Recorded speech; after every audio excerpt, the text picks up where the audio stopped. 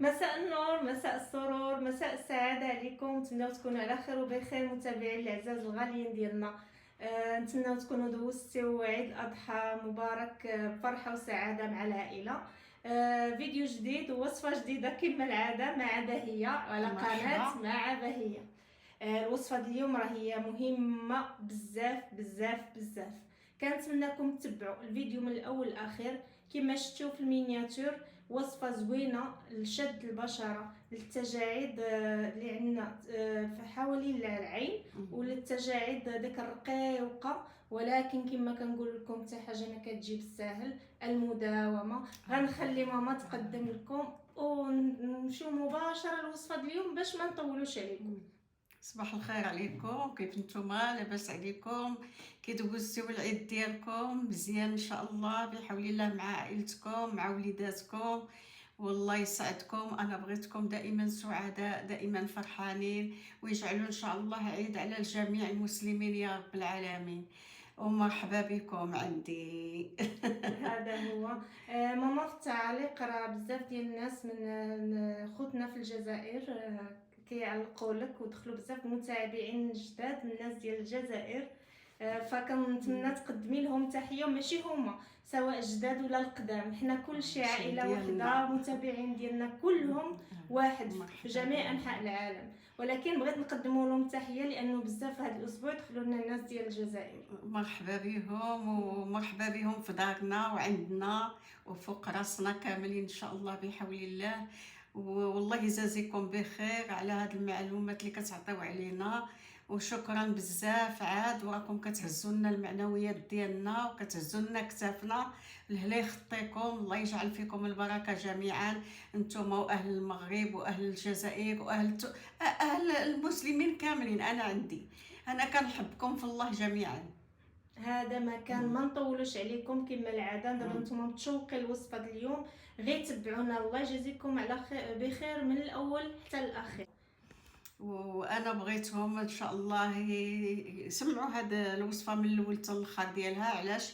لانها مفيده بزاف عاد، ما بغيتهمش يضيعوها. زعما هاد الوصفه ما بغيتهمش يضيعوها، خصني كل واحد يعملها وغادي نشوف النتيجه ان شاء الله بحول الله. المهم ماما ما نطولوش عليهم، غادي نمشيو لاول خطوه غيديروها في الوصفه ان شاء الله ديالنا. بحول الله.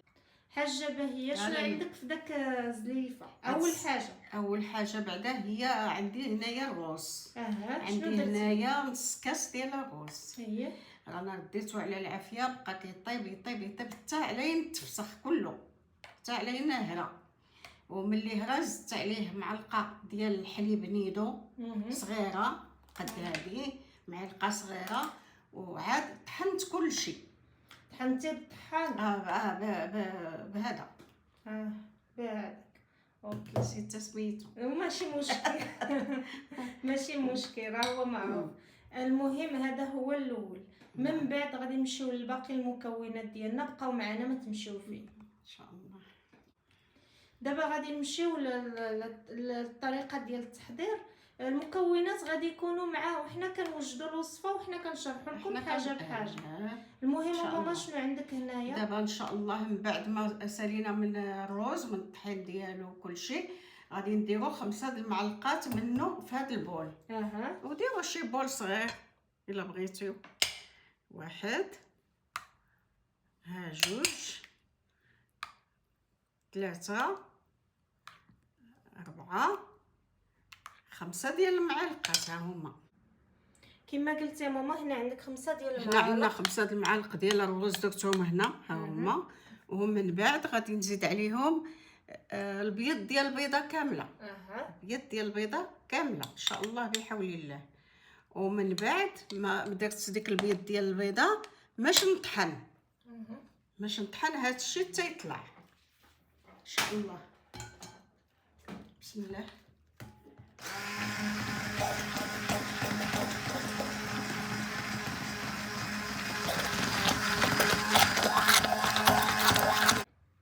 دابا من بعد ما طحنتي هذاك الروز، طحنته مزيان مع ديك البيض البيضه، طحنته مزيان باش ينسجم بعضياته. ومن بعد باش نزيد عليه الويفيرا. الويفيرا انا عندي الويفيرا، عندي غارساها في هانتوما الدار. كيما كتشوفوا. الا ما كانتش عندكم غادي تشريو الويفيرا اللي الويفيرا اللي كتباع في ديك الويفيرا في لي جيل. بواط. ها هي شحال ديال المعالق؟ 2 المعالق كبار. 2 ديال المعالق كبار ديال ديال الويفيرا. الويفيرا. 2 معالق كبار ديال الويفيرا. نعم. وعاوتاني غادي نطحن. عاود مرة أخرى نطحن.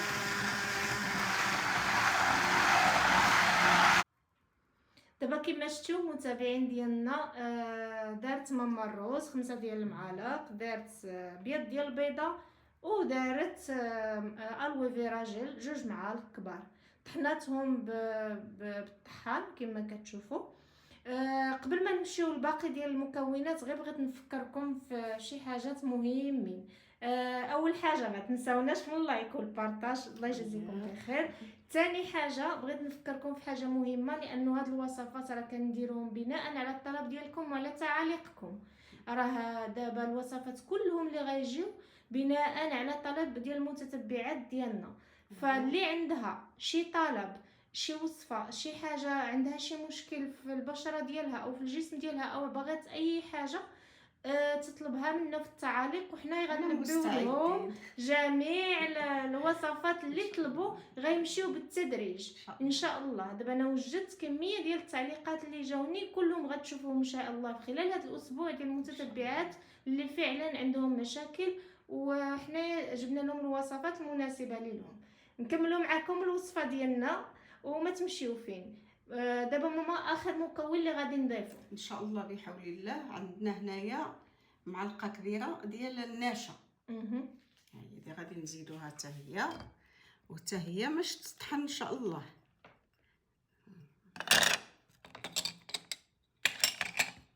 حتى هي خصها. ايوا دابا ما بقى لنا غير طريقه الاستعمال والوقت والتفاصيل. يلا ماما شنو كيفاش غيديروا؟ دابا هذا ان شاء الله غادي نديروه الوجيه ديالنا ان شاء الله، وتخليه في الوجه ديالك. بالحق تكوني مساليه شغالك، ما عندك حتى واحد اللي غادي يعيط لك ولا يتكلم معك ولا خصك تكوني هادئه لراسك باش ما تحركش وجهك، لانه هو غادي يكبص الوجه. كيجبد الوجه واحد الجبيده ما عندي ما نقول لك فيها. خص ديك التجبيده تبقى ما تهدرش فيها، ما تتكلمش فيها، ما تمشي، ما دير حتى حاجه فيها. المهم وقف الحركه ديال الدار وديها في راسك، وجهك وعنقك. صافي. وغادي تخليه لمده 4 ساعات، ومن بعد 4 ساعات ان شاء الله مويها فاتره شويه دافيه، وغسل الوجيه ديالك وعمل الكريمه ديالك اللي كتعمل ضروري. وهذا راه ماشي صالح غير للوجه، راه صالح حتى للشعر. هذا دابا هذا اللي هذا غادي يبقى 7 ايام، ما تخافيش منه في الثلاجه، وغادي ديروه 2 المرات في الاسبوع. وهذا اللي بقى لك ان شاء الله هذا غتعاود تزيد له داكشي، داك المواد اللي درنا هنايا كاملين، وتزيد فيه شويه ديال المواد. يمكن لك ديرو للشعر، راه مفيد عاوتاني للشعر حتى هو. راه فيه كيراتين، فيه البريون ديال الشعر، فيه فيتامينات للشعر، فيه اش غنقول لك من فوائد فيه. نعيا ما نقول لك وما غنوصلش لداكشي اللي تبارك الله فيه. حتى هو مزيان. عاوتاني الشعر ديروه نوبه في السيمانه ان شاء الله. نوبه في الاسبوع ان شاء الله. وهذا الا بغاو يديروا مفعول ديال الكيراتين، يمكن له يديروه بالطريقه اللي كيطالب به الكيراتين او التطيب. ماما شرحي لهم كيفاش كيدار للشعر. الشعر تكون معك او انت قبلت المرايه كتاخدي زريرف زروف ديال الشعر، وطلي لي غاسين الداخلانيين، وهبط على لي بوينت حتى جبد شويه، عطيه شويه د المساج، عطيه شويه د المساج، عطيه شويه د الماشور، ودلك ديك الميش، وعاود زيد عليها ميش اخرى، عاود زيد عليها حتى تدور على الشعر كامل، وغطيه حتى هو مده 4 ساعات، نص ساعه، وزيد دخل الحمام ديالك. المهم اللي بغيت ناكد عليكم مره واحده اخرى، كما قالت لكم ماما، راه كيبقى في الثلاجه سواء الخليط الاول او الثاني. حتى الثاني اللي درنا فيه بيض البيض، راه حتى هو كيبقى في الثلاجه مده من 7 ايام حتى ل 10 ايام. حنايا كما كتقولوا حنا تنديروا شي وصفه الا تنكونوا مجربها، وانا هي اللي كنجرب الوصفات بزاف، كندير انا هاد الوصفات الام ديالي، وتانا عندي شي حاجات ديالي حتى هما كنقدموهم. هذا ما كان مهم باش ما نطولوش عليكم الفيديو. اللي عندها شي سؤال شي استفسار اي ملاحظه تخليها لنا في خانه التعاليق، وحنا مستعدين ان شاء الله نتواصلوا معكم. وراني كنحاول ما امكن نجاوب على جميع التعليقات اللي كيجوني في نفس اللحظه. يعني راه لا جيتو تشوفوا راه اغلب الفيديوهات دايره التعليقات قليبات، او كتلقاني مجاوبه على الوصفات. هذا ما كان، وصلنا لنهايه الفيديو. شنو غتقول المتابعين ديالكم هما العزاز؟ غنقول لكم لهلا يخطيكم النصيحه ديال كل مره. النصيحه ديالي دائما انا دائما هذه النصيحه اللي كنعطي للمراه هي تهلا في راسها. المراه تهلا في راسها من جميع كل شيء، من الفوق حتى لتحت. هادشي اللي غنقول لها. والله ان شاء الله يخليكم دائما منورين، دائما عزازين في قلوب رجالكم، دائما سعداء، دائما ناشطين، دائما فرحانين، دائما ضاحكين. هذا اللي كنتمنى لكم ان شاء الله.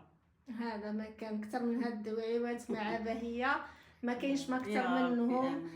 كنشكركم بزاف، شكرا لكم، شكرا المتابعه ديالكم، ومع السلامه. مع السلامة. باي باي.